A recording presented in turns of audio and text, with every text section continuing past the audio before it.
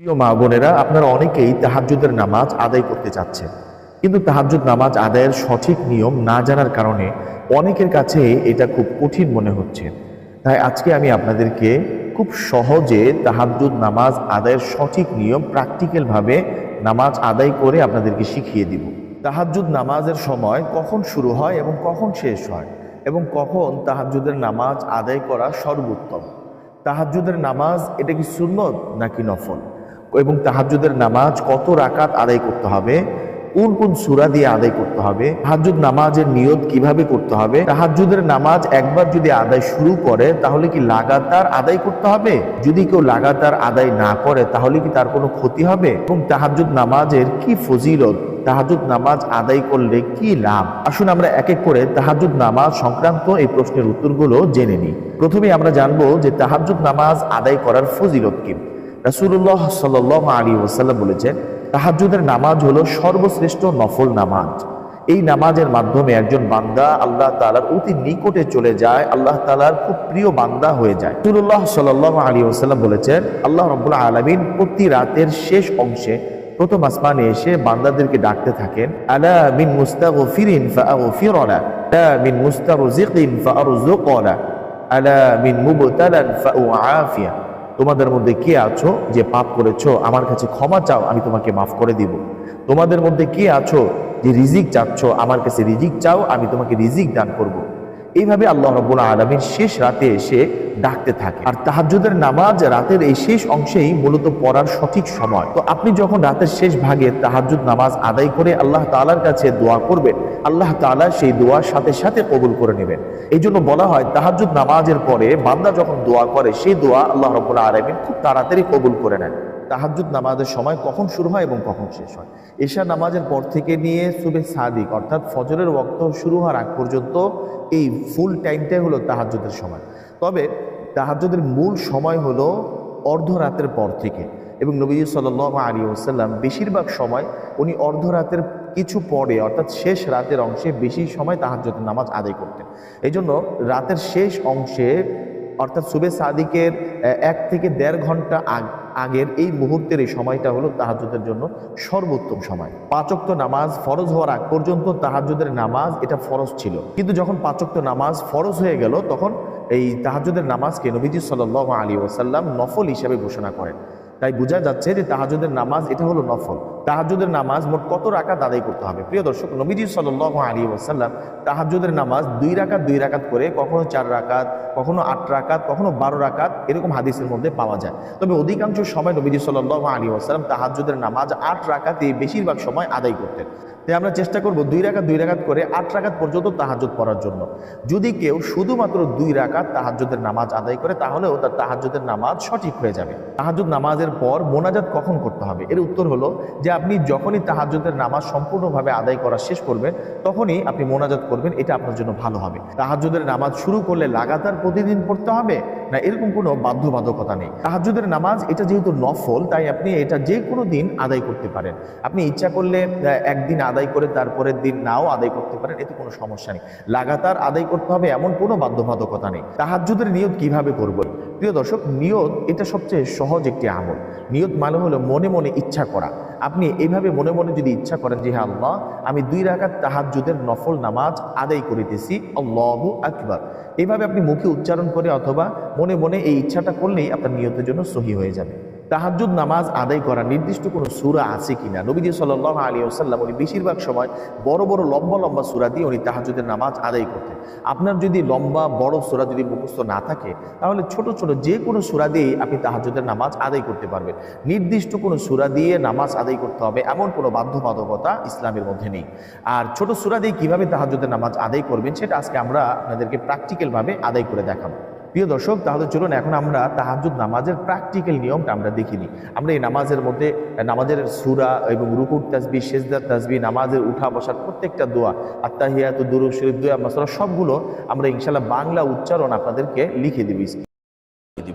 আল্লাহু আকবার, সুবহানাকা আল্লাহুম্মা ওয়া বিহামদিকা ওয়া তাবারাকা ইসমুকা ওয়া তাআলা জাদ্দুকা ওয়া লা ইলাহা গায়রুক, আউযু বিল্লাহি মিনাশ শাইতানির রাজীম, بسم الله الرحمن الرحيم الحمد لله رب العالمين الرحمن الرحيم مالك يوم الدين إياك نعبد وإياك نستعين اهدنا الصراط المستقيم صراط الذين أنعمت عليهم غير المغضوب عليهم ولا الضالين آمين بسم الله الرحمن الرحيم إذا جاء نصر الله والفتح ورأيت الناس يدخلون في دين الله أفواجا فسبح بحمد ربك واستغفر إنه كان توابا الله أكبر سبحان ربي العظيم سبحان ربي العظيم سبحان ربي العظيم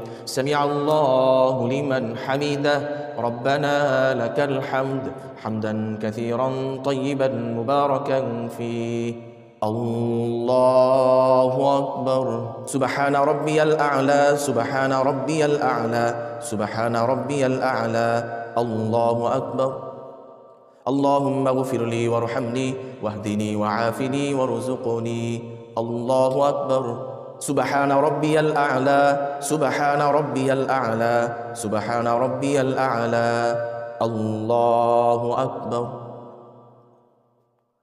بسم الله الرحمن الرحيم الحمد لله رب العالمين الرحمن الرحيم مالك يوم الدين إياك نعبد وإياك نستعين اهدنا الصراط المستقيم صراط الذين أنعمت عليهم غير المغضوب عليهم ولا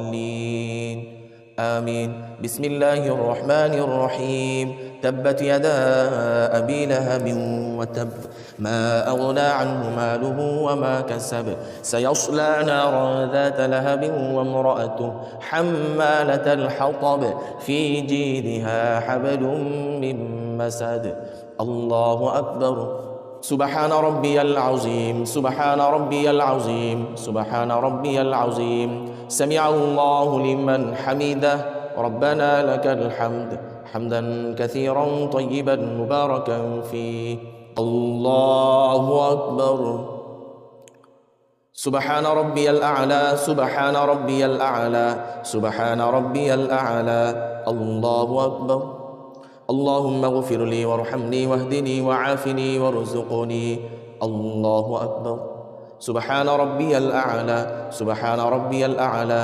سبحان ربي الأعلى الله أكبر দর্শক আমাদের বেতরের নামাজ যেহেতু 3 রাকাত এখন আমরা দ্বিতীয় রাকাতের বৈঠকে আমরা বসবো তো নামাজের দ্বিতীয় রাকাতের এই বৈঠকটা আমাদের জন্য প্রথম বৈঠক তাই প্রথম এই বৈঠকে আমরা শুধুমাত্র আত্তাহিয়াতু পড়ে আমরা সোজা দাঁড়িয়ে যাব আর শেষ বৈঠকে গিয়ে আমাদেরকে আত্তাহিয়াতু দুরূদ শরীফ দোয়া মাসুরা সব পড়তে হবে তো এই বৈঠকে আমরা শুধুমাত্র আত্তাহিয়াতু পড়ব কারণ এটা প্রথম বৈঠক আত্তাহিয়াতু লিল্লাহি ওয়াস সালাওয়াতু ওয়াত তাইয়্যিবাত السلام عليك أيها النبي ورحمة الله وبركاته السلام علينا وعلى عباد الله الصالحين أشهد أن لا إله إلا الله وأشهد أن محمدا عبده ورسوله الله أكبر বেতের নামাজের এই তৃতীয় রাকাত হলো আমাদের শেষ রাকাত তো তৃতীয় রাকাতে আমাদেরকে প্রথমে সূরা ফাতিহা এবং সূরা ফাতিহার সাথে আরো একটি সূরা পড়ে তারপরে দোয়া কুনুত পড়তে হবে বিসমিল্লাহির রহমানির রহিম الحمد لله رب العالمين الرحمن الرحيم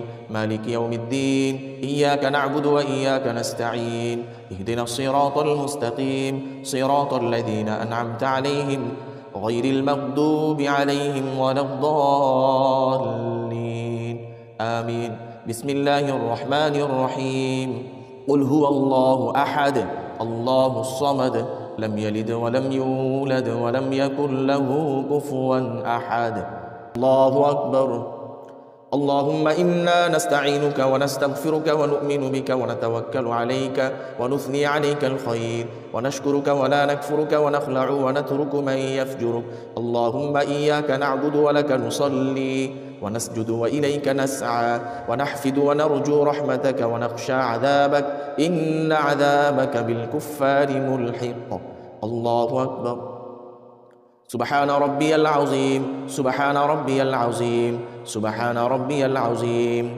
سمع الله لمن حمده ربنا لك الحمد حمدا كثيرا طيبا مباركا فيه الله أكبر سبحان ربي الأعلى سبحان ربي الأعلى سبحان ربي الأعلى الله أكبر اللهم اغفر لي وارحمني واهدني وعافني وارزقني الله أكبر سبحان ربي الأعلى سبحان ربي الأعلى سبحان ربي الأعلى الله أكبر التحيات لله والصلوات والطيبات السلام عليك أيها النبي ورحمة الله وبركاته السلام علينا وعلى عباد الله الصالحين أشهد أن لا إله إلا الله وأشهد أن محمدا عبده ورسوله اللهم صل على محمد وعلى آل محمد كما صليت على إبراهيم وعلى آل إبراهيم إنك حميد مجيد اللهم بارك على محمد